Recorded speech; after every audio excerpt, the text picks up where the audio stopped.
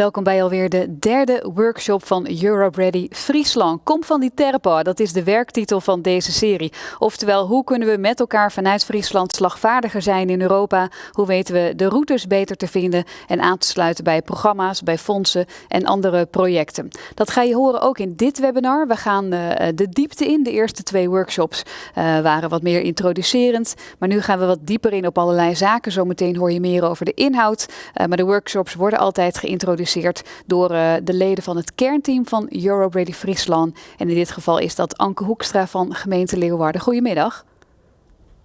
Hallo. Kun je kort toelichten wat jouw functie is en waarom het zo belangrijk is dat deelnemers ook deze workshop volgen? Ja, ik ben Europa-coördinator bij de gemeente Leeuwarden. En ik vind deze workshop vooral ook heel erg belangrijk omdat hij een idee geeft van de prioriteiten van de commissie. Dus eigenlijk het beeld van Europa wat de commissie heeft voor de komende periode. En om ook echt aanspraak te kunnen maken op de fondsen die vanuit Europa verdeeld worden, is het natuurlijk wel belangrijk om te ontdekken waar jouw eigen ambities matchen met die van Europa. En dat is eigenlijk ook de insteek van de workshop vandaag. Om te kijken, wij laten vooral nu zien en horen waar Europa naartoe wil. En dan is de volgende stap natuurlijk aan jezelf ook vooral om te kijken waar liggen de prioriteiten van je eigen organisatie en hoe sluiten die op Europa aan. Ja, het is echt in die zin een trechter. In het begin hebben we veel brede, algemene informatie gehoord over Europa, over de netwerken en over hoe alles in elkaar steekt. En nu gaan we steeds meer toewerken eigenlijk naar hoe kun je aanspraak maken op iets, hoe kun je meedoen. En dan inderdaad de volgende sessie gaan we bijna met een stappenplan echt aan de slag. Dus dan hebben we deelnemers geen excuus meer om niet aan de slag te gaan. Het is ook wel een beetje een spannende sessie deze keer, want het wordt wel veel inhoudelijker. We gaan wel wat dieper, hè?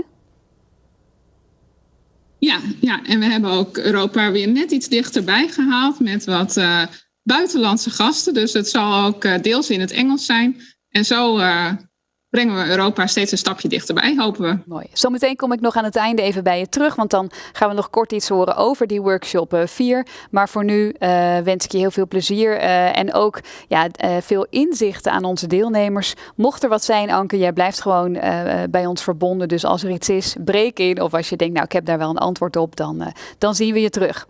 Ja, zoals gezegd, 2 bijzondere gasten. Het zijn hele drukke dagen, altijd al in Brussel. Maar we vinden het ontzettend fijn dat we 2 heren mogen ontvangen die dicht op het vuur zitten.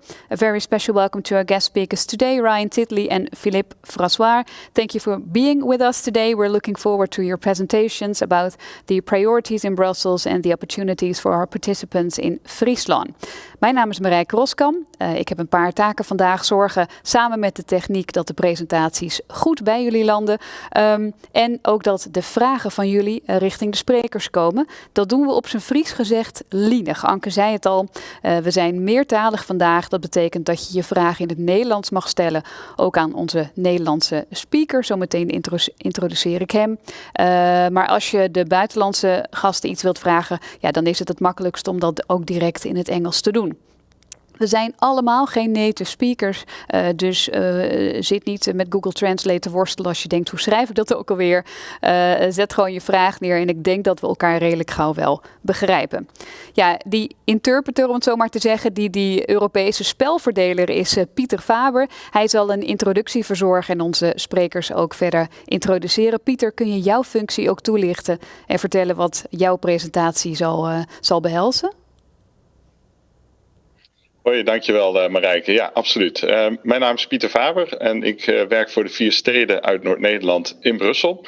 Alweer 5 jaar. En wij richten ons als steden op Europese projectontwikkeling op het gebied van kennis en innovatie. En de 4 steden zijn uiteraard Leeuwarden en Groningen, Assen en Emmen. Dus zo hebben we ook mooi Noord-Nederland daarin verdeeld. En mijn presentatie zal ik richten op de prioriteiten van de Europese Unie en de Europese Commissie, en waar de grootste programma's liggen voor de nabije toekomst. En daarna zullen onze buitenlandse gasten wat dieper ingaan op de materie. En Philippe Fryslan die zal ingaan op een heel groot programma Horizon Europe. Dat gaat over kennis en innovatie. Hij werkt bij het departement voor onderzoek en innovatie, DG RTD, om in Brusselse termen te spreken. En na de presentatie van Philippe gaan we over naar een presentatie van Ryan Titley. En Ryan is directeur bij een Europees netwerk. En dat Europese netwerk dat heet ERN. En dat is European Regions and Research and Innovation Network. Daar zijn we al jaren bij aangesloten. En middels dit soort netwerken kunnen wij onze projecten ook heel goed doorontwikkelen. Dus hij zal verder dieper ingaan. Hoe werkt dat dan met Europese projecten en wie heb je daar allemaal bij nodig? Dus dat is een beetje in een nutshell de presentaties die we deze middag met elkaar zullen hebben. Mooi. Welk appel doe je op de deelnemers? Want het is veel informatie, maar waar zou je ze toe aanmoedigen? Ja, het is absoluut heel veel informatie. Maar ik denk dat het heel goed is om vooral naar je eigen prioriteiten, je eigen ambities in je eigen organisatie te kijken. Waar ben je mee bezig en met welke projecten zou je groter willen maken? En wellicht is Brussel dan een middel om je projecten te vergroten en verder door te kunnen ontwikkelen. Mooi. Dus ik zou met die bril naar de presentaties kijken. Helemaal goed. We gaan starten met jouw presentatie. Even voor de kijkers, voor de deelnemers. Als je zo meteen vragen hebt gedurende de presentatie, die kun je dus gewoon in dit geval gerust stellen in het Nederlands. Stel ze ook. Geen enkele vraag is overbodig, want als jij iets wilt weten, zal er ongetwijfeld ook een deelnemer zijn die dezelfde vraag heeft. Dus schroom niet. Stel je vragen, geef ik het woord aan Pieter. Dankjewel, Marijke. Ik zal mijn presentatie dus richten op de prioriteiten van de Europese Commissie. Ik hoop dat jullie de slides goed kunnen zien. Want er is eigenlijk een bijzondere tijdperk zitten we in. Er is net een nieuwe Europese Commissie aangetreden. Na de verkiezingen die onlangs zijn geweest in Europa. Die is voortvarend aan de slag gegaan met hun nieuwe prioriteiten. En die zitten nu in de onderhandeling voor welk budget ze uiteindelijk hiervoor gaan krijgen. Want de budget en de inhoudelijke programma's die lopen niet synchroon in Europa. En dat is expres om de continuïteit ook dan te kunnen waarborgen. Dus de beelden die je nu ziet op het nieuws over van gaat Nederland nu wel of niet instemmen met het budget voor de EU. Dat is allemaal voor de nieuwe programmaperiode. En daar zal ik dus nu wat dieper op ingaan. En deze commissie, onder leiding van von Leyen, jullie hebben haar vast wel regelmatig in het nieuws voorbij zien komen. Die heeft gezegd van we gaan ons echt op een aantal grote prioriteiten richten. En we gaan niet de vorige commissie had wel 12 punten. Dat gaan we niet meer doen. We gaan er 6 grote dingen uitpakken. En het allerbelangrijkste waar alles op gericht is dat wij Europa klaar moeten maken om klimaatneutraal te zijn in 2050. Omdat als we dat niet doen, dat we dan geen planeet meer hebben om aan onze kinderen na te laten. En ze zegt dat is onze allergrootste ambitie. Dus Europa klimaatneutraal en dat verwoorden ze in de European Green Deal. Dus dat is een heel belangrijk onderdeel. Een ander onderdeel is de economie voor de burger.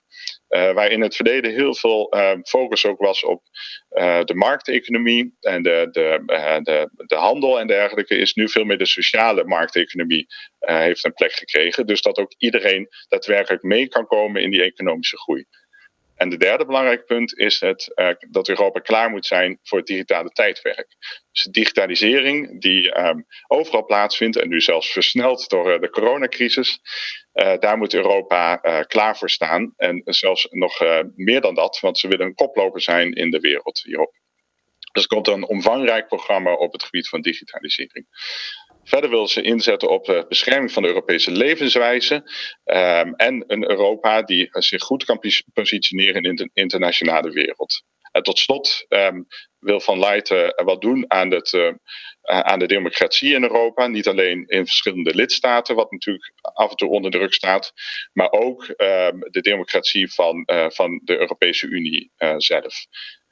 Maar ik richt me vooral nu even op de programma's waar ook het geld vandaan gaat komen. En ook op welke wijze we kunnen profiteren als Noord-Nederland en Friesland van de prioriteiten van Europa.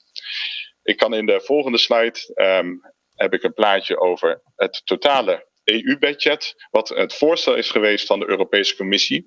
Nog voordat de coronacrisis bij ons een intrede bracht. Maar het geeft wel even een overzicht naar hoeveel verschillende elementen het allemaal gaat. En in oranje, het is denk ik lastig te zien, maar in oranje staat Single Market and Innovation and Digital. En dat is een heel belangrijk programma voor ons als steden, maar ik denk ook voor Friesland, omdat daar vanuit allerlei innovatieve projecten ontwikkeld kunnen worden. En het tweede belangrijke onderdeel is de cohesion and values. En daar komt onder andere het budget wat het SNN beheert, het EVRO, komt daar vandaan. Als we dan wat meer in de diepte gaan kijken op de volgende slide, dan zie je dat er een aantal grote programma's in zitten die heel relevant zijn met de projecten waar wij nu al mee bezig zijn en wat ook in lijn ligt met de ambities van Friesland en van Leeuwarden. Een heel groot onderdeel hierin is Horizon Europe. En dat is het innovatie en research and innovation programma. Daar zal Philippe Fryslan straks nog wat dieper op ingaan. Dus dat zal ik nu niet doen. Maar een tweede groot programma is Connecting Europe Facility. En dat gaat alles wat te maken heeft met infrastructuur. En infrastructuur is niet alleen transport, maar infrastructuur is bijvoorbeeld ook de digitale infrastructuur, 5G-netwerken, energienetwerken, et cetera. En daar zal ruim 42 miljard, billion is miljarden, 42 miljard naartoe gaan. Een belangrijk onderdeel voor de kennisinstellingen is Erasmus+, omdat daarmee ook kennisuitwisseling tussen de verschillende kennisinstellingen en studenten gedaan kan worden. En die is vele malen groter dan in de vorige programmaperiode, omdat Europa zegt het is heel belangrijk dat studenten zien hoe het gaat in de andere landen qua opleiding en dat ze daarmee ook de Europese waarden zeg maar meekrijgen. Dus dat Erasmus+, dat is een omvangrijk programma van ruim 30 miljard. Dan hebben we het environment deel. Dat gaat over klimaat en de duurzame energie en natuur. En dat zit in dat LIFE-programma. Daar worden allerlei natuurprojecten mee gefinancierd, maar ook biodiversiteit kun je dan aan denken. Natuurinclusieve landbouw. Dus ik denk dat dat zeer relevant is voor Friesland. Creative Europe, uiteraard. We zijn culturele hoofdstad geweest van Europa, Leeuwarden en Friesland. En de projecten die daar ook uit voortkomen, die kunnen hun neerslag krijgen in het Creative Europe programma. Verder kennen jullie uiteraard, denk ik, het Interreg-programma. Dat is een samenwerking tussen de verschillende landen. Dat komt ook weer terug. En dan komt de duidelijke focus op steden. De European Urban Initiative. En daarmee willen ze allerlei initiatieven tussen steden stimuleren. Ik gaf al net even aan dat digitalisering ontzettend belangrijk is. En dat vinden we dan terug in het Digital Europe-programma. En dat is het allereerste specifieke programma uit Europa wat zich richt op digitalisering. Dus dat is nog nooit eerder gebeurd. Maar toch ligt er dan een programma van ruim 9 miljard voor Europa om die digitalisering een boost te geven. Mag ik daar tussendoor een vraag over stellen? Want dat is zeker een redelijk brede term natuurlijk, digitalisering. Heb je wellicht een voorbeeld, een denkrichting wat we daarbij ons voor kunnen stellen qua projecten? Ja, het is een omvangrijk programma wat je al zegt. Het is ook heel erg breed digitaliseren. Maar je kunt denken aan bijvoorbeeld digitale dienstverlening van de overheid. Dat noemen ze e-governance. Dat is een voorbeeld. Artificial intelligence, dus kunstmatige intelligentie. Maar het heeft ook onder andere te maken met hoe zorgen we ervoor dat het MKB goed meekomt in die hele digitalisering. Dat ze goed beschermd zijn, cybersecurity, maar dat ze ook hun hele dienstverlening goed digitaal kunnen gaan aanbieden. En dat zit ook in dat programma. En dat moet allemaal dichtbij gehaald worden. Dus we willen voorkomen dat dat heel ver weg is. En dat willen ze doen door het opzetten van Digital Innovation Hubs. En dat zijn eigenlijk hubs die in de regio worden neergezet, waar bedrijven, inwoners met al hun vraagstukken terecht kunnen. Denk niet fysiek, maar vooral digitaal. Hè? Maar waar ook programma's voor de regio voor opgezet kunnen worden om die digitalisering ook te kunnen versnellen. Dus dat kun je er onder andere in terugvinden. Dankjewel. Alsjeblieft. Het laatste belangrijke programma is het is in de vorige programmaperiode werd dat het Juncker-plan genoemd. Dat wordt nu het Invest EU straks genoemd. En dat is een groot programma om niet alleen maar subsidie te verlenen, maar ook investeringen van banken en ook de Europese investeringsbank aan te trekken. Om daarmee ook gunstige leencapaciteit voor steden, voor regio's, maar ook voor bedrijven te introduceren. Wat ik al zei in het begin, dan ga ik naar ik zie dat de goede slide ervoor staat. We zitten in een bijzonder tijdperk. Hè? En de corona heeft ons allemaal hard geraakt. Ook in Friesland, in Noord-Nederland. En dat heeft de EU natuurlijk ook gezien. En de Europese Unie heeft gezegd, we moeten, om uit deze crisis te komen, moeten met een fors investeringsprogramma komen. En dit is het grootste investeringsprogramma sinds de Tweede Wereldoorlog. Het wordt door sommigen ook wel het Marshall II-programma genoemd. Een omvangrijk programma waarbij Nederland nog erg kritisch is.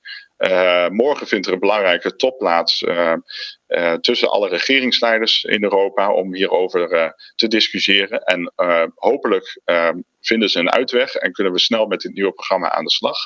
Want het is zeer omvangrijk. Het is 750 miljard wat in 4 jaar tijd weggezet moet gaan worden. En waarvan 500 miljard in subsidies. En die subsidies die gaan naar allerlei diverse programma's die ik ze net al noemde. Dus er komt een vergroting van het Horizon-programma, van het InvestEU. Dus dit zijn bedragen die allemaal bovenop de bedragen komen die ik in het vorige slide liet zien. En het is absoluut geen blanco cheque. Dus daar is Nederland ook heel erg beducht op. We willen niet zomaar geld weggeven. Ook niet zomaar geld weggeven aan Zuid-Europa. Maar er moeten echt dingen van ontwikkeld worden. En dat moet de werkgelegenheid weer stimuleren. En daar is er één belangrijk element die ook voor Noord-Nederland heel erg belangrijk is. En dat is het Just Transition Fund. En dat is zeg maar een fonds dat is opgericht om die hele energietransitie naar die klimaatneutraal Europa op een eerlijke manier te kunnen doen. Dat iedereen mee kan komen. En er zijn regio's, zoals in Polen, die helemaal afhankelijk zijn van de kolen. En die kunnen heel moeilijk daar nu die hele omslag maken. En dat is het gevaar dat ze daar heel veel banen bij verliezen. Maar als je dat vertaalt naar onze eigen regio, dan hebben we dat natuurlijk ook. We gaan van het aardgas af. We hebben daar is veel geld ook op verdiend door Nederland zelf. Maar er zijn ook heel veel bedrijven van afhankelijk. En om een goede transitie te kunnen maken naar nieuwe energie, bijvoorbeeld waterstof of windenergie, dan moet je dat wel op een goede en eerlijke manier kunnen doen. Dus daarvoor komt dat Just Transition Fund om mensen te kunnen omscholen en mensen te kunnen voorbereiden om in die nieuwe economie te kunnen gaan werken. Vragen daarover wellicht. Er komt ook nog een vraag binnen trouwens over of Interreg wordt verhoogd. Ik weet niet of je daar antwoord op hebt.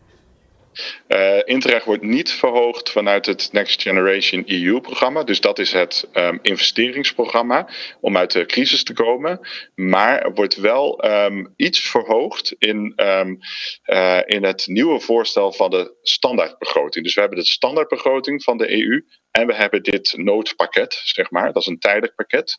Maar in de standaardbegroting zat eerder een verlaging. Maar die verlaging die is iets minder verlaagd. Dus in die zin is het een vergroting. Maar je kunt het eigenlijk vergelijken met de budgetten die voorheen beschikbaar waren. En ik kan me nog voorstellen, en dan laat ik je weer verder gaan met je presentatie, maar ik kan me zo indenken als mensen horen over zo'n transitiefonds, dat partijen zich afvragen, ja, wij willen heel graag aan de slag met de circulaire economie, met ook wel energiebesparende projecten.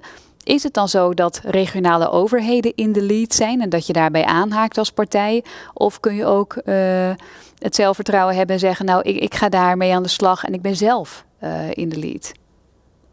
Ja, bedrijven kunnen daar zelf voor in de lead staan en daar kunnen we ze ook mee helpen. Dus vanuit ons kantoor in Brussel kunnen we ze ook helpen vanuit Leeuwarden om daar de juiste partners voor te vinden. Want voor Europese fondsen heb je vaak ook andere partijen in het buitenland nodig. Dus dat kan op een individuele route. Dat kan ook via de regio, via het SNN. Dan heb je het meer over de regionale middelen die uit de Europese Unie komen. Maar het Just Transition Fund, dus dat transitiefonds, dat is vooral gericht op, wij noemen dat dan in vakjargon de human capital. Dus om de arbeidsmarkt klaar te stomen voor die nieuwe economie en in de nieuwe duurzame energiewereld. En dan zijn toch, denk ik, meer de kennisinstellingen en de overheden in de lead om daar goede projecten op te ontwikkelen. Helder. Maar ik denk wel in nauwe samenwerking met het bedrijfsleven, want alle opleidingen en dergelijke moeten natuurlijk heel goed aansluiten daar waar de behoefte ligt vanuit het bedrijfsleven. Dankjewel. Ik zal gezien de tijd naar de laatste slide toe gaan. Want dan kan ik concluderen met een aantal punten om voor jullie ook in de processen mee te nemen, in de denkrichting mee te nemen, is namelijk dat we werkten in de vorige periode met challenges, met uitdagingen en maatschappelijke uitdagingen. En dat is natuurlijk ontzettend belangrijk. Maar deze nieuwe commissie wil ook met missions werken. En het voordeel van het werken met een duidelijke missie, bijvoorbeeld een moonshot, is dat je alle middelen en alle programma's op die ene missie zet. En je zult het alvast al wel weten, maar de European Green Deal, dus Europa klimaatneutraal 2050, dat is een van de belangrijkste missies voor deze Europese Commissie. En daarvoor is heel veel nodig, heel veel kennis en innovatie. En daarom wordt dat budget voor kennis en innovatie dus ook vergroot. En komt er meer nadruk op implementatie dan op alleen maar onderzoek. We hebben heel veel onderzoek gedaan in de vorige programmaperiode. Maar naar die nieuwe periode toe moeten we toch echt ons gaan richten op die implementatie en de ontwikkeling van grootschalige projecten. En daar spelen steden en provincies een hele belangrijke rol. Want het moet ergens gaan landen. Hè? Dus je moet het ergens kunnen doen. En dan kun je je regio als living lab of als demonstrator aanwijzen, waarop dan die nieuwe ontwikkelingen ook getest kunnen gaan worden. En ik heb begrepen ook uit de documenten dat die living lab functies ook belangrijker worden, toch? Ja, dus die krijgen een veel grotere rol, ook in het Horizon-programma. Daar zal Philippe straks denk ik ook wel op ingaan. Living labs en demonstrators om ook die opschaling mogelijk te maken. Hè. We willen een beetje af van allemaal losse kleine projectjes. Naar echt meer, ze noemen dat vanuit Europa dan systeemintegratie. Dus het moet allemaal in elkaar aan kunnen haken. Zodat we echt die grote stap om klimaatneutraal in 2050 te worden, moet er echt heel veel gebeuren. En als je dat vertaalt naar bijvoorbeeld wat er in steden moet gebeuren, dan is dat heel erg omvangrijk. Dat is ook een van de redenen dat er zo'n groot budget voor de European Green Deal is voorgesteld.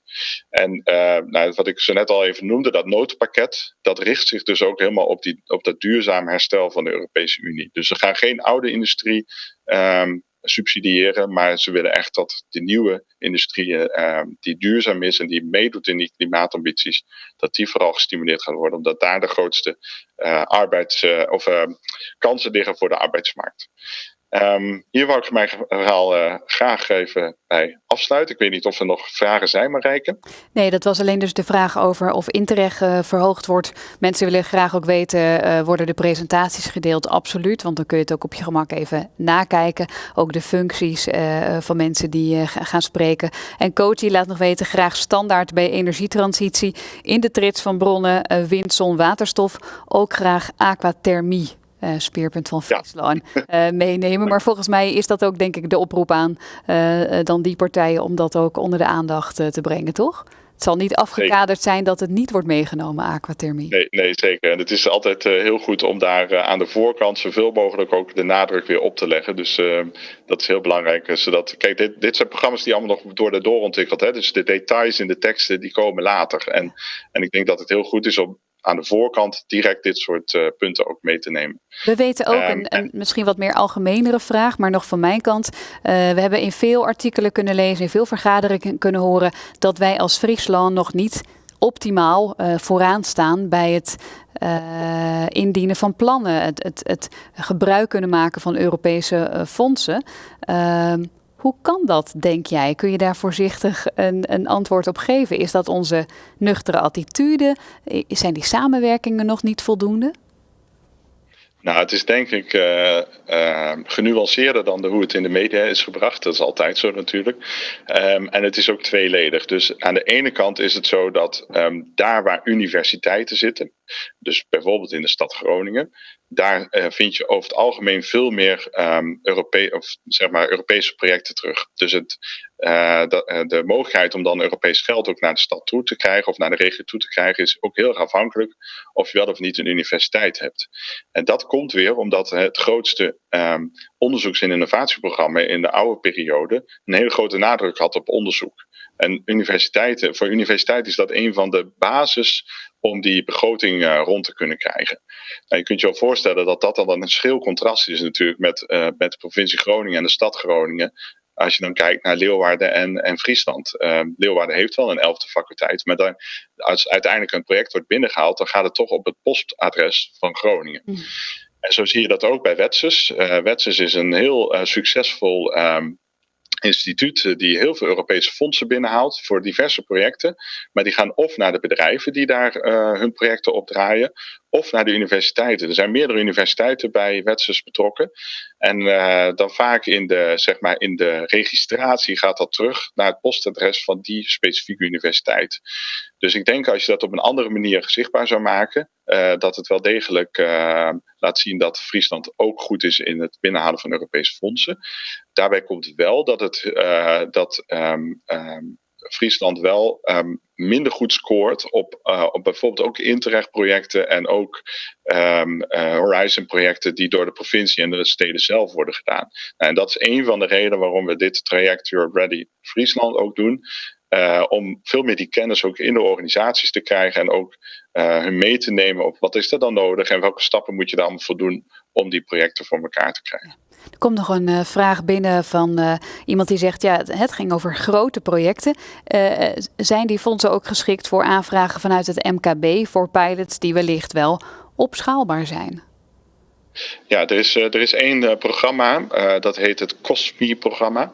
En die is helemaal specifiek voor het MKB. Dus er is een Europees fonds die zich helemaal richt op het MKB. En daarbij zijn grote projecten mogelijk van meerdere miljoenen, maar ook kleine projecten. En deze commissie heeft gezegd, we gaan in de nieuwe programmaperiode, willen wij een specifiek fonds oprichten voor heel klein MKB, microbedrijven.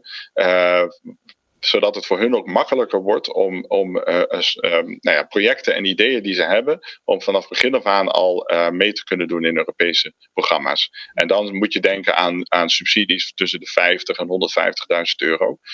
Maar dat kan soms genoeg zijn om een boost te geven aan een project in een heel klein MKB.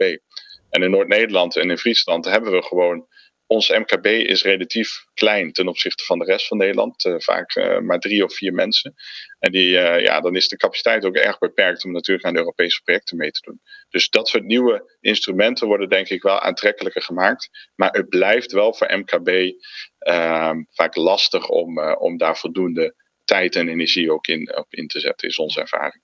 Nog 2 vragen komen er binnen. Dus mensen, of in ieder geval eentje komt er binnen en eentje weet ik dat het wel leeft. Kunnen de budgetten nog wijzigen, vraagt Robert zich af. Want de begroting moet nog goedgekeurd worden. Ja, een hele goede vraag. Want ik wou dus net ook nog de disclaimer maken. De cijfers die je hier ziet, dat zijn voorstellen. Hè? Dus de slide die ik aan het begin met die taart aangaf, dat getal moet je sowieso al even vergeten. Dat ging meer over de verdeling.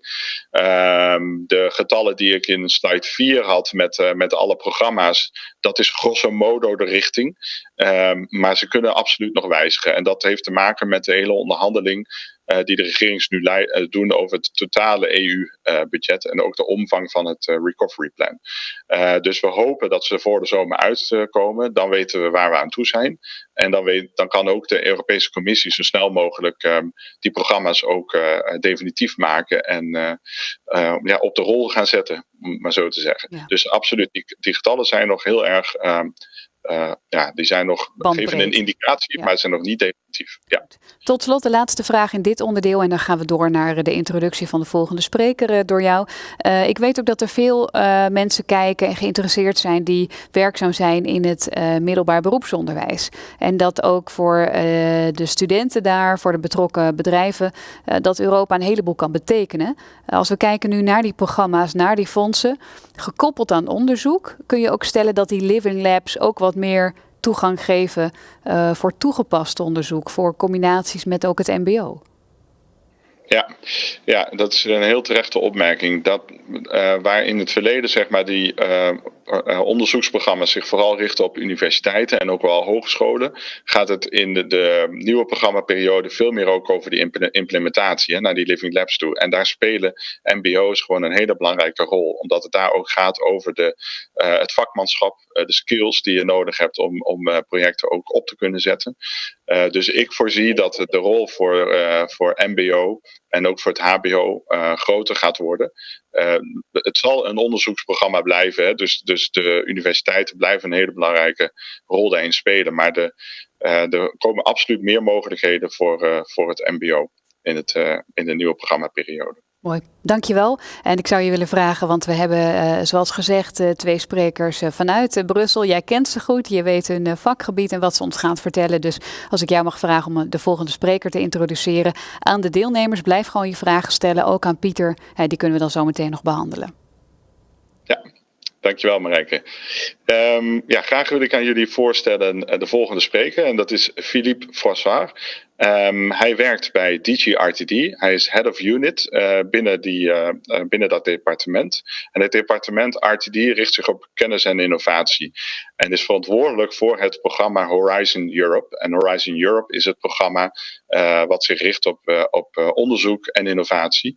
Een heel belangrijk programma. In dat programma wordt ook gewerkt met steeds meer nadruk op het betrekken van inwoners en van steden.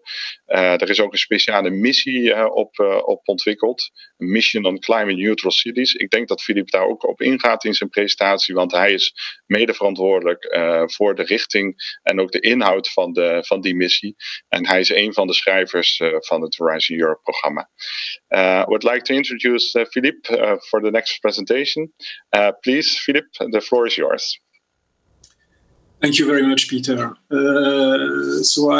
I'm not sure I understood all the things you said actually in your previous presentation, but I have the vague feeling that the last slide that you had is a perfect introduction to what I would like to present in my own presentation. And first of all, I should apologize to the participants to the fact that the title of my presentation might be a little bit misleading in a sense that I'm not going to cover all the opportunities for cities in Horizon Europe, certainly not. I mean, I'm going to restrict myself to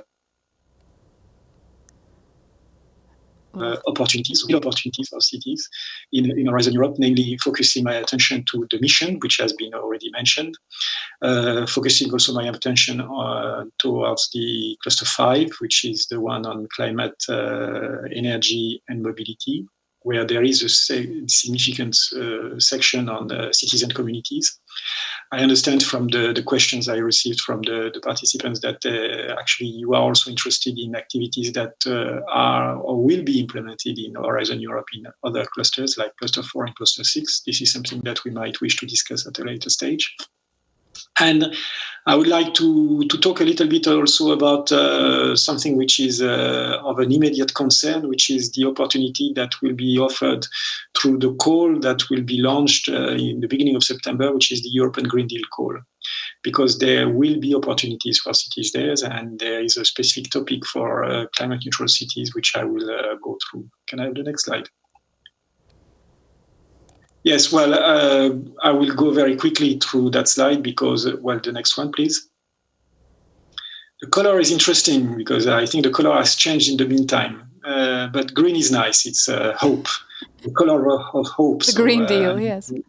Oh, it's the Green Deal as well. But for Horizon Europe, everything, it's called greenwashing, probably. That slide, I think, was presented to you. I'm not going to elaborate further, just to let you know that there are some specific activities under Cluster 5, under climate, energy and mobility for cities and communities, a sizable fraction of the budget, which has not been defined yet, but which we are discussing presently between the services, will be allocated to that activity. Can I have the next slide? And the next. Well, for missions, yes, I think it's good to start with that. It's a new instrument, if I could use it, if I can use that word, in a sense that it's an initiative that came from the assessment, the midterm assessment of Horizon 2020, and which led to the idea of having something which was inspirational, bold, which have with a clear direction, and which also is appealing and can be supported by the citizens. And came the idea of those missions that were formulated by Professor Mazzucato in a number of reports and publications. And we identified 5 mission areas in Horizon Europe in the legal base, including one on what is called climate neutral and smart cities. And in order to implement, can I have the next slide? And the next one. And I think the reason why we had that mission area on climate neutral and smart cities, I think is obvious to those of you that are involved in activities linked to urban research, innovation, and urban development, is that the cities are really at the heart of the objective of climate neutrality. And as you know, we have an objective now with the Green Deal communication that was published last year to become climate neutral by 2050, not only as for cities, but the whole continent. And therefore, cities will have to play a role because they are the biggest consumers of energy and the biggest emitters of greenhouse gases, certainly in Europe, and will have to play their part in making sure that the continent becomes climate neutral by 2050. So I think that's really what is at stake for this mission. And in order to work out the details of the mission and the concept behind the title of the mission, we set up a mission board composed of 15 members. If I can have the next slide. So you have them here represented. The chair is Madame Gronkiewicz-Waltz, former mayor of Warsaw for many years. And there are also quite a number of experts there that have long experience in the city's issues and research innovation, a mixture of people with technical expertise, political expertise, and also people representing, or not representing because they only represent themselves, but at least coming from the industrial world. Next slide. So what is their role exactly? Well, this is an advisory group. So they are advising the Commission on what should be the scope of the mission for climate neutral and smart cities. And they have been working for the past year or so now, because the board itself was established in August of last year, and they started working at the end of August, beginning of September. And their objective really is to start from the mission area title, which is climate neutral and smart cities, and to develop a concept for fulfilling the objective of that mission. So identifying a mission in itself with a clear target, and explaining how that mission could be implemented. So develop a concept, including also, for instance, key performance indicators. So if we want cities to become climate neutral, that means we need to give them the tools to assess whether or not their progress towards climate neutrality. And that's the objective of the mission board, to come up with these kind of proposals that will be handed over to the Commission services, and which will be used later on by the Commission services to, in the first instance, develop activities and topics and calls that will be part of Horizon Europe, and later on also provide the tools for the full implementation of the mission through other instruments than Horizon Europe. And I think that's one of the key for the city's mission, which is the deployment. Maybe if I can have the next slide, I will explain that a little bit further.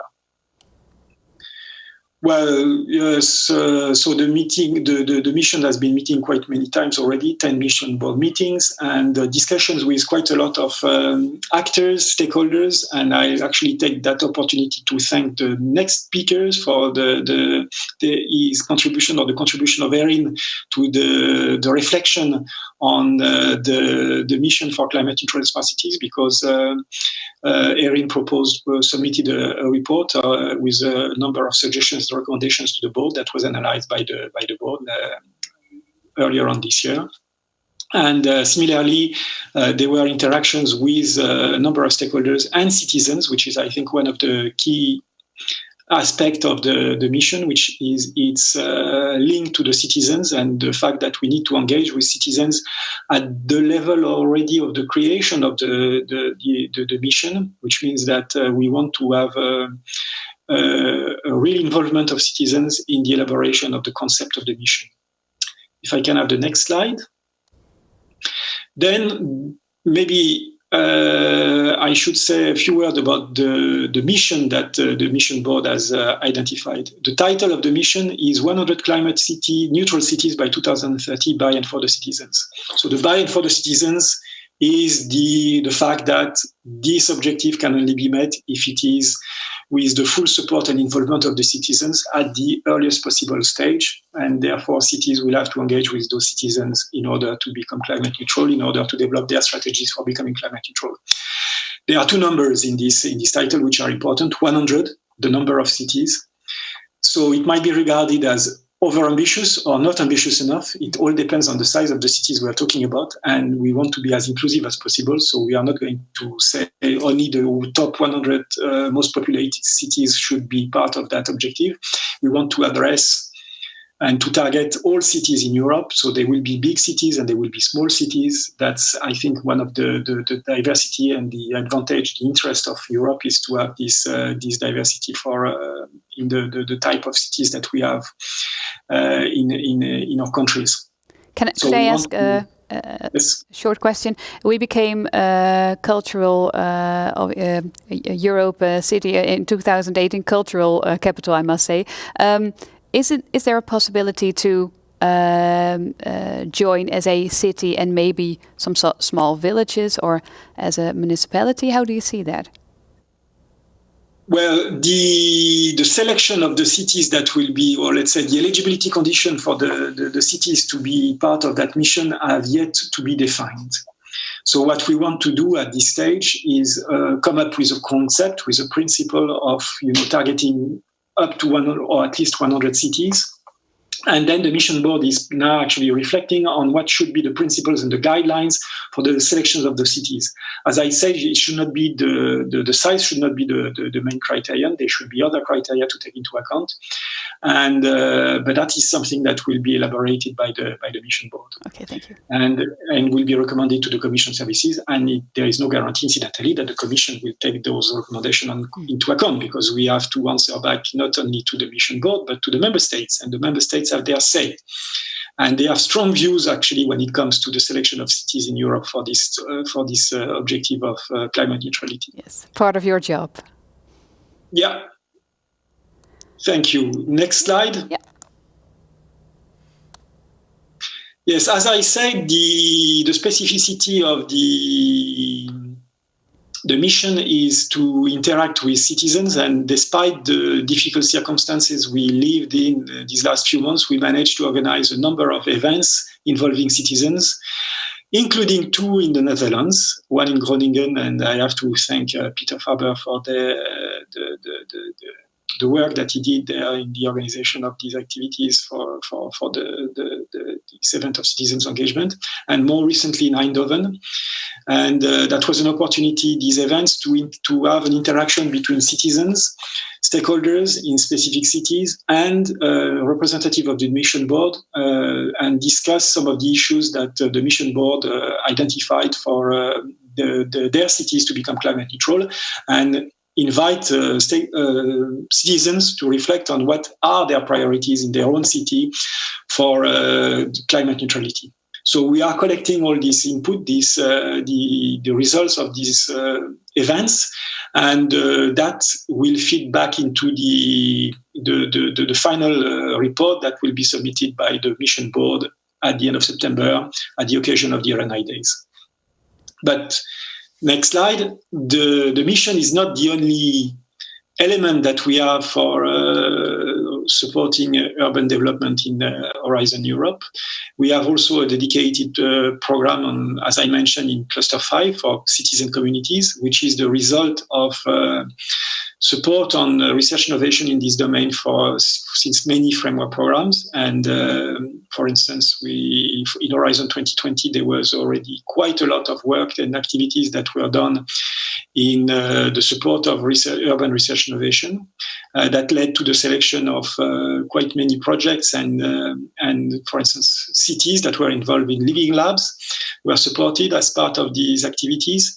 And what we would like to do in Horizon Europe is to follow up on the results and the activities that were already supported in Horizon 2020, and focus maybe our attentions to a number of specific activities. If I can have the next slide. Well, in particular, we want to insist on the fact that we need a holistic approach, an integrated approach for addressing the aspects of relevance for the cities. So we should not restrict ourselves to one specific domain, which could be, for instance, I don't know, mobility or energy, but we have to look at the different issues that the cities face in order to have an impact, because too often in the past we were too sectoral and we did not reach the necessary impact, and it was very difficult to take up the results and the solutions that were identified and were supported in research innovation actions to have really an impact for the cities in the long run. And we want to learn from this experience and have a program which is a little bit more integrated. And one of the tools that we will use for this integration is actually a partnership. Can I have the next slide? And the next one. Yes. And that partnership is one of the many partnerships that have been identified by the member states and that has been developed in the last year or so, which is called Driving Urban Transition to a Sustainable Future, which builds on the experience and the success of an initiative that it was supported in Horizon 2020, which is the GPI Urban Europe. And there again, we want to put at the center of the activities of this partnership the human approach, the human-centric approach, and with a focus in that case more also on energy, and to build on the experience and the success that we had with the positive energy districts. So what is, if I may ask a question, what is your reflection on a human approach? Well, the thing is, it's a little bit like with the mission, where we want to put the citizens at the heart of the development of the activities that need to be done in order for the missions for cities to become climate neutral or to be more energy efficient for, in the case of the partnership, is to design these activities with the citizens, with the inhabitants in mind. I mean, I remember as a joke, and if I can take 1 minute to Sure. to explain that anecdote, when we started the mission, we invited a representative from different DGs, and we have actually 12 different DGs involved in the implementation of the mission. And I remember my colleagues from DG Environment was saying, but you can define and you can develop a cities that is emitting zero greenhouse gases, but which is completely unbearable to live in. Yes. And this is something we all want to avoid. We want to make sure that the cities that we design, the cities that will become climate neutral, are also cities that we can live in and that respond to the needs and the concern of the citizens. I think it makes perfect sense. It's straightforward as an idea, but yes. I have to say, not often did we take that into account in the past. Thank you. Can I have the next slide? Sure. And maybe the next one, which means that I will move straight to the implementation of the Driving Urban Transition Partnership, which, as I said, builds on the JPI Urban Europe and the Positive Energy Districts and Neighborhood Initiative. And this is a co-funded partnership. That means that it will rely also on the funding and the commitment of the member states in its implementation, meaning that there will be a contribution coming from the member states involved in the partnership, and we expect to have national investments of the order of between 20 to 30 million per year, which is sizable considering the top-up coming from the Commission. That means for the whole duration of the Horizon Europe program, it's quite a sizable budget. And what we would like to do is this partnership, Driving Urban Transition, to be basically the incubator or the test lab of what could be supported for the mission in Horizon Europe. Now, next slide. Last thing I wanted to discuss and to present to you is your European Green Deal call, which is, I'm sure, familiar to you. It's a call that is the result of the communication on the European Green Deal that was submitted at the end of last year, and which identified quite a number of objectives, which have been translated in a specific call in Horizon 2020. I have to specify it's Horizon 2020 program, and it's Horizon 2020 rules and money, which have been set aside for the implementation of that call. There is a total budget of 1 billion for the whole call. There will be 11 activity areas. And under the first area, there is a specific topic for climate neutral and socially innovative cities. This is the activity that I would like to finish my presentation with. If I can have the next slide, then I will go through the objective of this topic. Well, as I mentioned, similarly to the rationale for the mission, targeting cities for an objective of climate neutrality makes perfect sense because we are fully in line with the objective of the Green Deal. And the impact really is to identify as many cities as possible and help them develop and implement their climate action plan in order to become climate neutral at a given deadline and target, which is, in the case of that topic, 2030, which is incidentally very similar to the objective of the mission. Next slide. The purpose of that topic, sorry? No. The purpose of the topic is to establish a one-stop shop platform that will have several objectives. The first objective is to provide technical support, financial support and analysis, socioeconomic expertise and assistance to cities in order for them to develop or implement their action plan. The second objective is to support large-scale pilots in specific domains that will need to be implemented in a number of cities to respond to the needs they have in some specific domains, which could be linked to mobility, urban mobility, energy, and so on. And those large-scale topics will be actually managed by the platform itself. So it's not a specific subtopic, it will be part of the project. So the project will be composed of two components. One which is service provision to the cities, and another one which will be the management, the development and the management of those calls for supporting large-scale pilots in number of specific areas for the benefit of the cities. And so there are 4 activities that have been identified in this topic. The first one is on the service provision, which is to provide some support to the cities in order to develop their action plan, which I mentioned. The second activity is providing some support and analysis for developing and implementing an investment strategy for these cities to become climate neutral. And on the next slide, we will have the third activity and the fourth activity. The third activity is resources aimed at engaging citizens in the development of these climate neutral plans that the cities will work on. And the fourth activity is linked to the development of those large-scale pilots, which is the specific activities. The overall budget that we would like to use for this action is of 53 million, and it's a research innovation action. So it will be one of the topics of the Green Deal call. It is being discussed, so it's not finalized. It's still under discussion. It will be finally discussed with the strategic configuration of the program committee of Horizon 2020 tomorrow afternoon. And then, if we want the timeline, there will be inter-service consultation in the summer period, and we will adopt and publish the call at the beginning of September, so that the deadline for the submission of the proposals to these topics will be at the end of January 2021, with the aim of signing the grants before the end of 2021.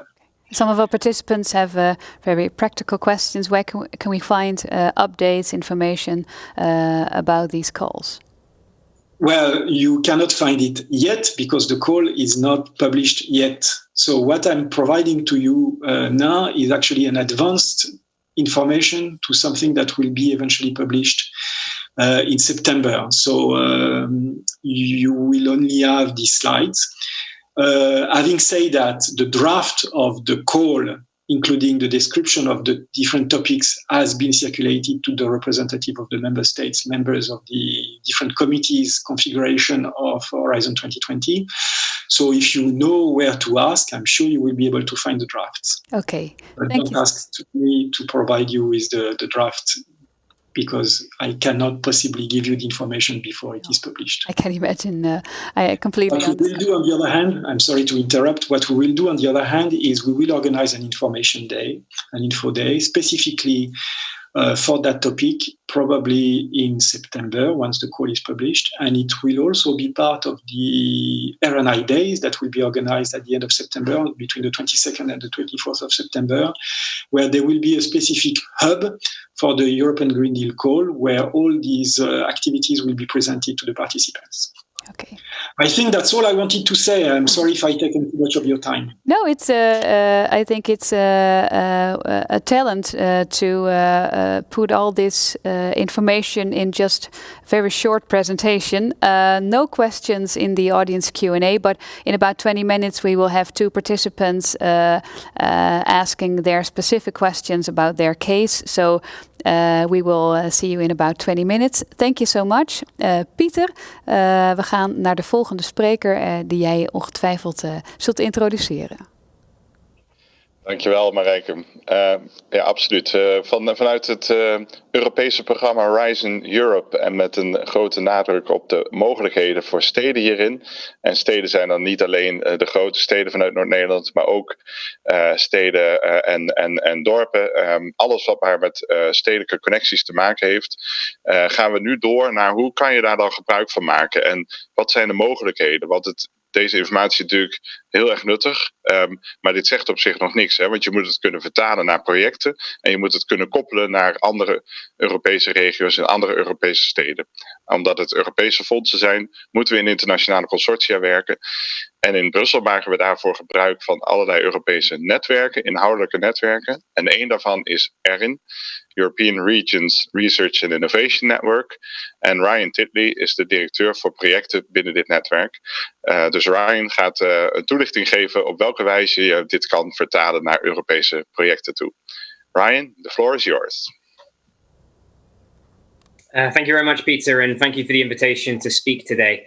I'll try to keep my presentation short, but what I would like to do is just to introduce the ERIN network to you and explain a little bit, to give a bit of context to what you've just heard on the calls.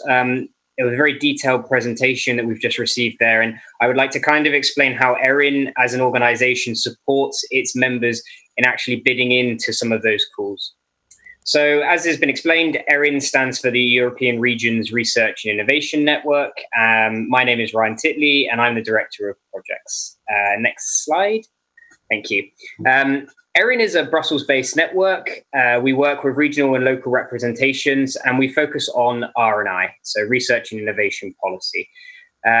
We primarily work with organizations that are based in Brussels. We have around 120 members. And we focus on all areas of research and innovation, and that represents around 20 plus countries from across Europe. Next slide. So our mission is to bring the place-based perspective to the European research and innovation policy and programs. And as Philippe mentioned earlier, ERIN has been quite active in the climate neutral mission for cities. We've provided our opinions and we've tried to shape the program as much as possible. We also look to make connections and facilitate EU engagement between our member organizations, the EU institutions, and other partners primarily based in Brussels. My role within the organization focuses on this next objective, which is looking at increasing project opportunities for our members. So as I said, we look to try to engage with these European programs and facilitate project development within our membership. And finally, we position the regional interests in research and innovation landscape. So what does that mean? Well, when we're talking a lot about cities, we also try to put forward that regional perspective. Every city is based within a region. So we like to try to look at the whole ecosystem approach and bring the regional perspective to these types of calls. Could you provide us with an example of that?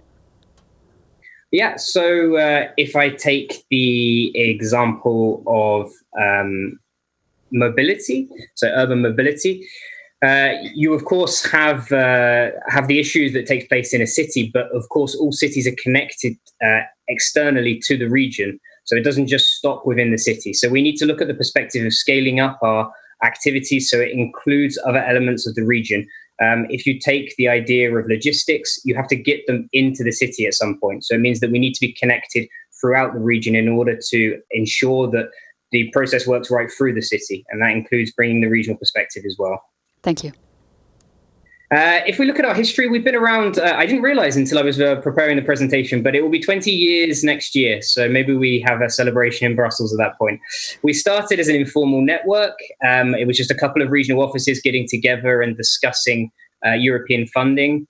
In 2004, we received some funding from the two framework programs ago, the FP6, which is the predecessor to Horizon Europe and Horizon 2020, FP7 before that. At that point, when the funding ran out, our members decided that it was an important activity to continue to this collaboration.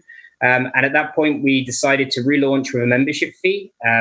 Now we're 20 years on. We have grown from 15 members at the beginning in 2001 to over 120 now.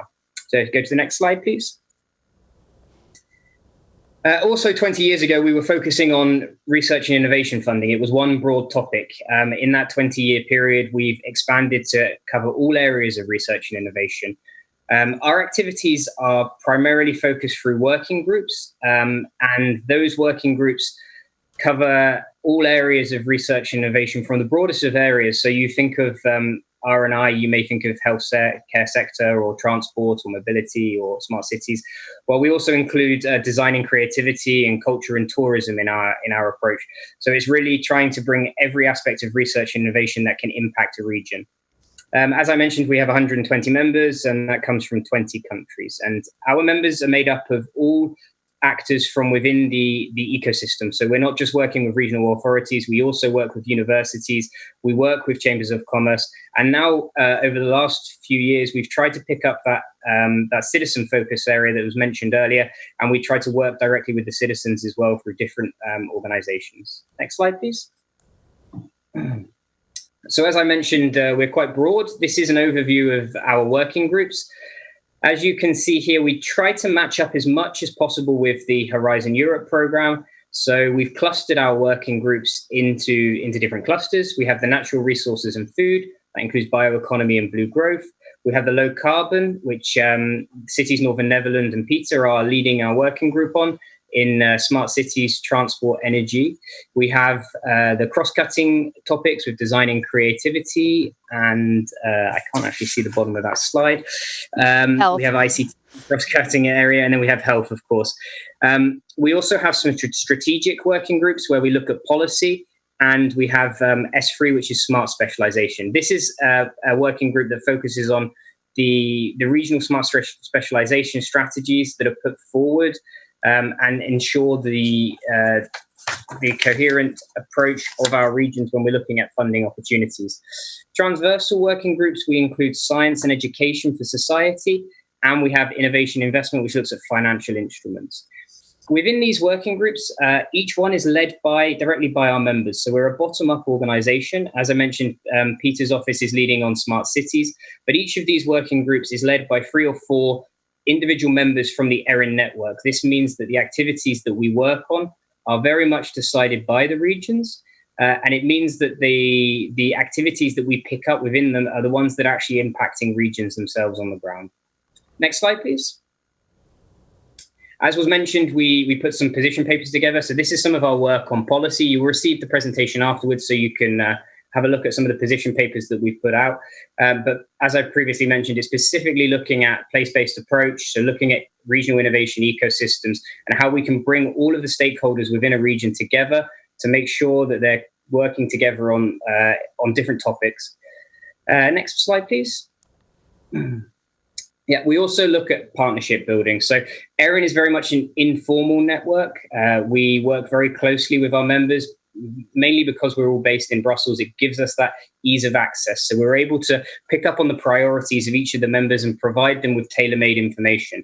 It also means that we have very good relationships with other organizations in Brussels. So our relationships with the Commission, the European Parliament, and the Committee of the Regions are very strong, but also other networks that your region may be a member of. For example, organizations like Eurocities and Polis, which is a transport network. ERIN has very strong links with these, and we look to collaborate as much as possible. we don't really have a competition with these organizations. We see them as adding value to our membership and vice versa. So we try to link up as much as possible and do joint working where necessary. Next slide, please. With 120 members, it's important that we ensure that they are the ones that are profiling themselves. So we have a secretariat of 10 members of staff, but we, where possible, try to give the floor to our members.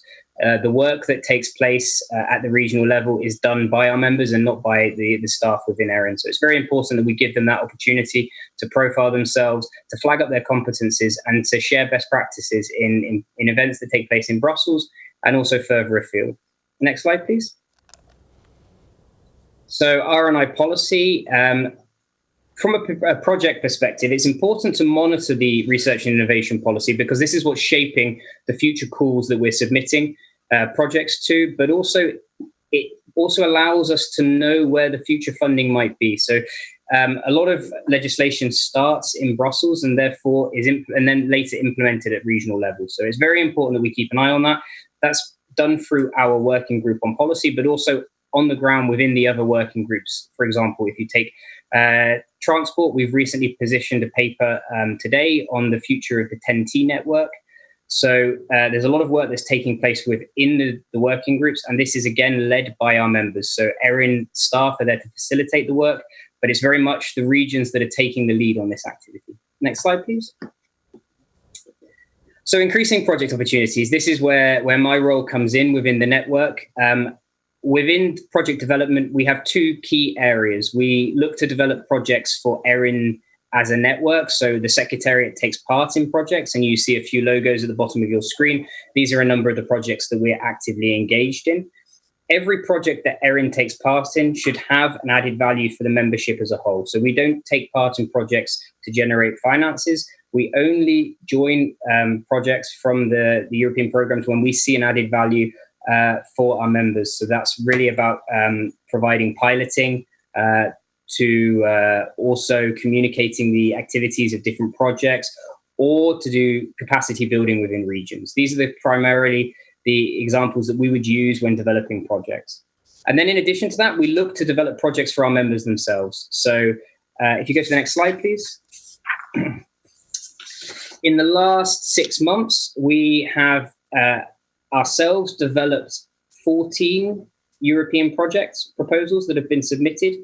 Within these 14 proposals, we have 50 ERIN members actively engaged in them, whether they're providing letters of support to pick up the outputs of these projects or directly involved in receiving funding to engage piloting activities within regions. These projects bring in a total of 2.4 million for ERIN as a partner, but additional to that is the financing that goes to the other members of the project. So we're probably looking... May I interrupt you? Because I think participants would like to know what is the role of the ERIN staff and the role of the participants? Yeah, so it depends. We're actually realigning our role in projects. Previously, we very much focused on communication and dissemination. So communicating the results that came out of projects and looking at replication in other regions. So where there were good practices, if you take the example of smart cities, we know that the Northern Netherlands has been active in this area. We would look at the outputs of their projects and try to replicate them either in other areas of their region or in different regions in different countries in Europe. We're now also looking at expanding that and working on capacity building. So this is, for example, training the public authorities in other regions on how to implement methodologies that are taking place in the different projects. I know it sounds very jargony, but a lot of what we're doing is about trying to improve the activities that regions are already doing and learning from projects that have done stuff in a very good way. It's a simplistic way of putting it. So if you have good outputs from one project that's looking at urban mobility, taking that and sharing it in another region. We're actually looking at resubmitting a project that we submitted in June last year, which involved one city in the Northern Netherlands. And we were piloting urban mobility plans in the region, in the city. And we're now looking at resubmitting that. It was unsuccessful last year. And we were looking at building a network or a community of practice around that so other regions can replicate the activities that have taken place. The region itself will receive funding to implement the urban plan, and then other regions can learn from their experiences. If you skip to the next slide. So these 14 projects are what we've been working on internally within the Secretariat. We have 5 others in preparation. What I would like to add is that these are projects that ERIN is directly a member of. So we bring in 75 plus members of ours into these projects with a total of around 3.5 million for the ERIN network. In addition to that, we're doing a lot of work in developing projects where we're not a member of. So we are very much bound by our management board, which has restricted our involvement in projects to around 50% of our total funding. So we can submit 20 projects, but we can't receive more funding from projects than we do from our membership fee. So it's very important. What we can do is develop projects that our members are involved in, but ERIN is not necessarily receiving funding for. With this in mind, we have different tools and facilities that we use within the network to do that. And we're looking at around 100 project opportunities we've developed since November 2019. And that includes activities from over 150 of our members. Of course, different stakeholders from different regions. That's how we can reach 150. So if we look at the Green Deal, what will be the biggest challenge for ERIN and your participants? So what we will be looking to do with it, it's perfect timing for us, actually. So the calls will be launched in September. We hope that by September or maybe October, we'll be already able to look at physical meetings. But if not, we're now planning online webinars for project development to bring regional innovation ecosystems together and to start looking at how we can build successful consortium. If you skip to my next slide, I can show you here.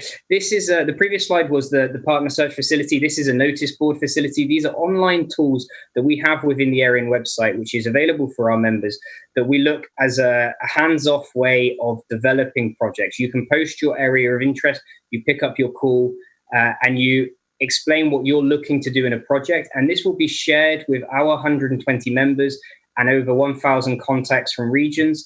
It brings together consortium and we're able to develop projects on the back of that. In addition to that, the next slide, please. We also organize project development sessions, project facilitation sessions. So these are what would previously have been face-to-face meetings where we would look to bring together partners around the table, discuss calls, have experts come in and explain what the calls are, and then bring in national contact points to explain how a project should be developed. And then in addition to that, we bring together the active partners and we look at, on a day, developing a potential project concept, and then for 3 or 4 months afterwards, building a successful proposal. The example you have on the screen is a Smart Cities meeting that we held in December last year. It was an informal meeting of bringing together around 40 different regional actors. And on the back of that, we were able to develop 4 projects that were submitted to the Commission in the last 3 months, looking at a range of different calls. So we put together, you can see on the screen possibly, you can see a list of the calls that we were looking at. And on the back of that, we were able to develop 3 projects. Now we have to wait to see if they're successful. Of course, it's very competitive. If you can go to the next slide. This is a project development workshop that will take place probably in early 2021. It will look at the Erasmus Plus program, so education. The topic of the development session will be education for global competencies. And we have launched a call on our website for partners who are interested in developing projects to submit their interest. And this will be shared with our membership and interested stakeholders to develop new projects. And then we'll have a face-to-face meeting in 2021 or the end of 2020. Depending on when the calls are launched, to see if we can develop successful projects. It took place last year under the Reset Network, which we've recently joined up with, and 15 projects, I believe, were submitted under this call. If you can just skip to the next slide, please. This is another project development workshop. We, as COVID has changed the way that we work quite significantly, we're trying out for the first time an online project facilitation workshop. 2 weeks ago, we launched an application for our members to submit areas of interest for the BBI calls, the bio-based industries calls, which is launched under the joint undertaking. We received 17 expressions of interest for different projects. We're now reducing that number to around 7. And at the end of this week, we'll be launching those projects proposals on our website and inviting our partners to submit their interest. And on the 30th of June, there will be an online facilitation workshop, which will take place in Teams. We will have an introduction from the BBI Secretariat on the calls, and then we'll break into different rooms. And as we would normally do in person, we'll start discussing potential project ideas developed with coordinators, and hopefully look for submissions in September. Next slide, please. You asked about the Green Deal. What we will do before we do any online workshops is we do a mapping of the calls. This is an example of a mapping that we did in 2019. Members of staff from the ERIN Secretariat look at the calls, try to understand which ones we believe will be of interest for our members. We then do a scoping exercise, we do background information, and we try to launch that within the working groups, try to generate interest from the members. And then at the end of that, we see where the interest lies, and we look to develop more project facilitation activities which take place directly within the membership. Within the members. A short question. Henk-Jan is asking, as a non-ERIN member, is it possible to get information on ERIN projects where partners are required in order to judge if it might be an option to join ERIN? Yeah, we actually have quite a lot of... We have quite a lot of our website which is publicly available, actually. So you can see all of our working groups, you can see the activities that they have there, you can see some of the introductions to the partner searches, at least you get the title and a synopsis of each of the projects. And then, of course, you have your office with the cities Northern Netherlands and Peter, so you can get in contact with them, and they have the membership with ERIN, they're able to act as a liaison between that. Okay. The reason we focus on working with Brussels-based organizations is it really speeds up the process, and we find that's how we can develop really successful projects, is by having that contact and knowing that, okay, I'm looking for a Dutch partner who's working on BBI, I need to speak with Peter, he'll be able to find me a partner. Yes, we have 2 minutes left. Yes, right. I only have 2 more slides, so very quickly. The last slides. I have 3 more slides. So this is just an email update. So registered members on our website are able to register for news alerts. They get push notifications. So every single project opportunity can be sent to your mailbox. These are sent out daily. As I mentioned, within the last 6 months, we've had around 100. I believe it's probably a bit higher than that now. And you can register for different topics. So you can really restrict the daily updates to the areas that you're interested in. Next slide, please. And finally, as I mentioned at the start, ERIN's a very informal network, but we're really responsible to our members. So we try to be as transparent as possible. We update our website with all of the projects that we submit. There's no favoritism. But of course, those regions that work more with us, such as the cities Northern Netherlands, get the better opportunities because they know what we're working on, they know the priorities. What I haven't mentioned is Peter is a management board member of ERIN, so he's very much engaged in the strategy setting for the network, which gives you as a region or a city an advantage because he's able to put forward priorities that you're interested in as well, and we can then pick up and focus on. So all of the work that we do is transparent. We put that on the website and we try to share as much information with members as possible. Last slide. Thank you. And I think you already heard a lot about the funding program. So this is just an example of all of the project funding programs we work on and the project opportunities that can come out of that. And that's the end of my presentation. Thank you very much. Thank you so much for sharing your insights and information. Robert is asking, are you sometimes embedded in the region in a leading position? No, I would say we're not, but the members are. So we have the connections with the regional offices in Brussels, and they, depending on their structure, are very much embedded. What we try to do is, where we can, is to have that connection with the region. There's normally a little bit of distance between Brussels and the region. I think Peter mitigates that quite well with his office, but I certainly know for some of our other offices it can be difficult. Where possible, we try to reduce that because, of course, the activities are taking place within the region. Yes, and we try to connect. Is the province of Fryslan also a member, or can we participate at SNN by SNN? I would let Peter answer the makeup of that. Yeah, thanks, Brian. Yeah, no, the cities Northern Netherlands and the Northern Netherlands are a member of ERIN, so the province of Friesland can access ERIN via us. Okay, thank you so much, Ryan. We have 10 minutes left, and I would like to ask Hendrik Jan Hoekstra to join us. He is a senior advisor when it comes to European projects. Maybe you can introduce your case in English short, so we can go to your question. 2 questions, I believe. Welcome. Okay, can you hear me? Yes, loud and clear. Okay, that's a nice start. Before we entered the workshops, I had some questions, and thanks to the speakers, I already gained some answers. So that is nice to see in a workshop like this, that we get information ready here in Fryslan, so it can work for us. Let me introduce myself a little bit shortly. I'm working for a local vet school.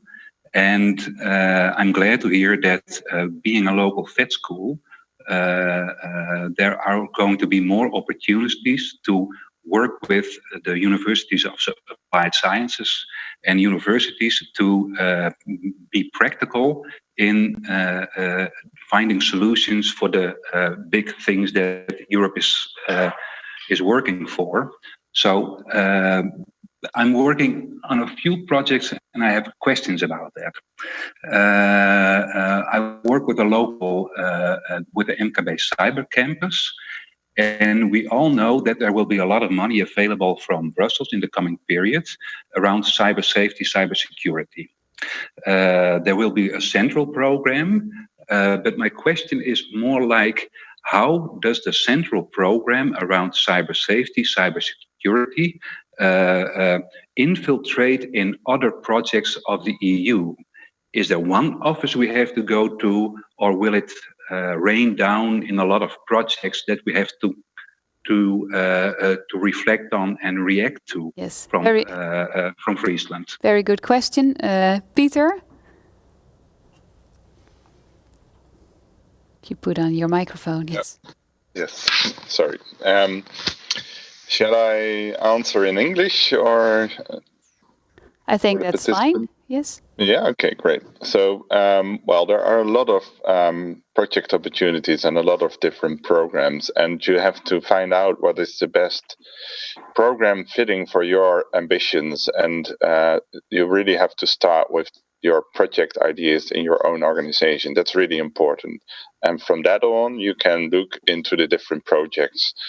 And for the different programs, and for the different European programs, there are also different contact points. So that's the first thing. And the second thing is that sometimes we use like more the general networks like Eurocities or ERIN. But in ERIN, you have different working groups on the different thematic areas.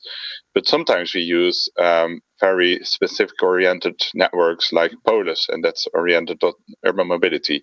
So it really depends on your ambitions and the way you want to develop European projects. So what is your ambition? My ambition. Yes. Well, what I see happening now is the position that ERIN has, what they do on a European level. That is what I'm searching for on a local level. In other words, how can we, as partners, get together real soon to reflect on big issues in Brussels? How do we build a network to move fast? Because that's what Ryan's about, what the effect of being a member of ERIN is. How are we going to organize it here locally or on a province base? Who would like to reflect on that? Philippe, Ryan? Yeah, maybe I can do that because that's more a local regional question, of course. It's important to organize yourself in the region to see. Not all the projects in the region are have the good conditions to develop on a European scale. So sometimes it's better to develop a project on a local or regional scale, and sometimes you need the European scale. So what's really important is to organize that in a good network in your region. And I think it's really important to be in close contact with the province and also with the city of Leeuwarden, for example. Because do you have an example of a local network being successful in Europe. So maybe Yes. not in cybersecurity, but another topic. Well, it depends how you organize it, but the Cities Northern Netherlands is a local network, and we organized ourselves to have a better access to European projects, for example. So that's one. And we also try to get involved individual companies or organizations to get in contact to the European programs, like cybersecurity organization in Northern Netherlands. But I think to be in close contact to whom are quite directly involved in on the European level is really important, because they can. What we do is to have a good conversation to see if your project fits into the high ambitions of Europe, and also if it fits in the European programs. You have to keep in mind that the European programs, the thematic funds are really competitive. So sometimes it's better to have a project on a regional level instead on the European level. Because of due to our time schedule, Hendrik Jan, do you have enough information, inspiration maybe to go on with this case? Yes, the workshops were really, the presentations were really helping me out to find a new way to reach my goals. So thank you for that. Thank you so much for asking your question, and we wish you all the luck, of course, with this case. Stefan Bergsma, yeah. Sorry to interrupt, but maybe I have an additional question to Philippe and to Ryan. Because Hendrik Jan is working at an vocational education, and how can vocational education be involved in Horizon Europe projects in the near future? That's a good question. You want me to give you an answer? Yes, please. I'm not sure I can give you an answer, but certainly. I mean, I wanted actually to come back to the question that was put forward, and I can understand sometimes that it is mind-boggling. It is quite a spaghetti, in my words. To look at to know where to look for information, how to find information, relevant information, when you think that you have an idea, you have a concept that fits with some of the objectives, some of the ideas, some of the programs that have been proposed and put forward by the Commission in particular. So what we try to do is to be as open as possible and to provide as much information as possible so that everyone and anyone can benefit from the programs that we put forward and can actually apply and get support through the calls, for instance, when it comes to Horizon Europe or the Framework Program of Research and Innovation. And I should acknowledge that it's not easy. And as a consequence, you really have to use the existing networks, the regional offices, the NCPs. I mean, we have not mentioned the NCPs, but clearly you have to use those organizations, those people that are used to translate what is written in, for instance, work programs into something that can be completely understood by the people that will be actually doing the work and that will be preparing the proposals. Because too often, you think that by reading a work program, the scope of the action is fully in line with what you want to do, but it might not be exactly that. And you might enter into the preparation of a proposal or a project that will take most of your time for many months, when you will eventually be unsuccessful because you did not get the right grid for reading and understanding the call. And typically the NCPs, the regional offices, the networks that are involved in Brussels can help in telling you, well, actually, what you read is that, but what you should understand is this. One of the blind spots, I guess. We have 1 minute left, and we also have one question left. Stefan Bergsma, working at the Water Alliance as a international project coordinator. Welcome. Yes, thank you, Marijke. Yes. In short, and I think it's very difficult to do it in 1 minute, but what is your question about? Yes, I will try to do it in 1 minute. So I work for the Water Alliance, and that's a cluster organization for the Dutch water technology sector. And in our cluster, we have more than 100 members, and most of these members are small and medium enterprises. And we help them with business development, matchmaking, networking, that kind of business support services. And we are also active in several European projects where we fund these kind of activities with. And my question is, in the next Horizon Europe program, are there also specific calls for cluster organizations? And I think maybe this question can best be answered by Philippe. Thank you. Yes. Thank you for the question. We are still at a very early stage of the development of the program. I have to be completely honest with you when it comes to identifying opportunities for specific organizations like clusters.